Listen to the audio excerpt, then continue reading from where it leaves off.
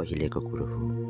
जङ्गलको बिचमा एउटा सानो गाउँ थियो र त्यस गाउँमा एउटा पुरानो महल थियो जुन धेरै समयदेखि बन्द थियो र त्यसको वरिपरि निकै सुनसान थियो। गाउँका सबै मानिसहरू त्यस महलमा जान डराउँथे। सुनिता र राजन गर्मीको छुट्टी मनाउन गाउँ फर्केका हुन्छन्।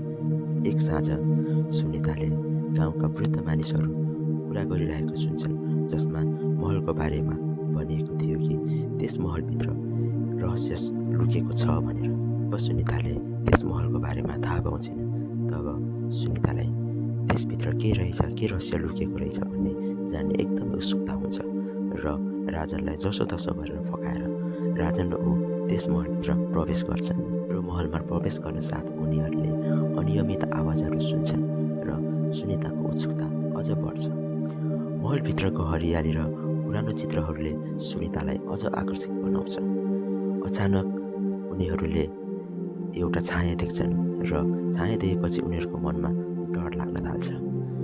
सुनिता भूतको बारेमा सोच्न थाल्छिन्, तर उसले साहस जुटाएर अघि बढ्छन्। राजन भने भित्र जान डराइरहेको हुन्छ।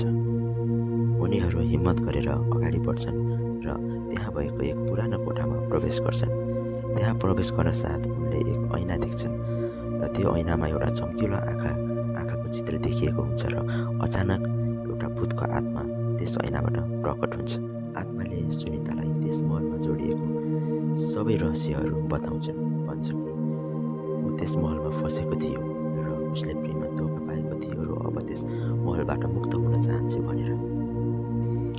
सुनिता र राजनले भूतको अनुग्रह थाहा पाउँछन् र उसलाई मुक्ति दिनको लागि प्रयास गर्छन्। उनीहरूले भूतको प्रेम, भिन्नता र त्यहाँको दुःखको कहानी बुझ्छन्। तर त्यस महलमा अर्को रहस्य पनि छ, जसले गर्दा सुनितालाई डर लाग्न थाल्छ। अन्ततः उनीहरूले एक ठुलो चक्र फिजाएर भूतलाई निष्क्रिय बनाउँछ र भूतको आत्माले शान्ति पाउँछ। त्यस आत्माले मुक्ति पाएपछि त्यस महलको वातावरणै परिवर्तन हुन्छ। सुनिता र राजन पनि महलबाट बाहिर निस्किन्छन्, जहाँ ताजा हावा र उज्यालो सूर्यको प्रकाश हुन्छ। उनीहरूले एकअर्काको खुसीको भाव व्यक्त गर्छन् र महलको अन्वेषणलाई एक रहस्यमय अनुभवको रूपमा सम्झन्।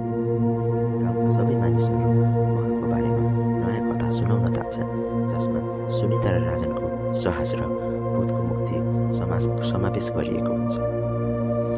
महल अब सुखद र शान्तिको प्रतीक बन्छ र सुनिता र राजनको एउटा नयाँ इतिहासको एउटा भाव बगेका हुन्छ।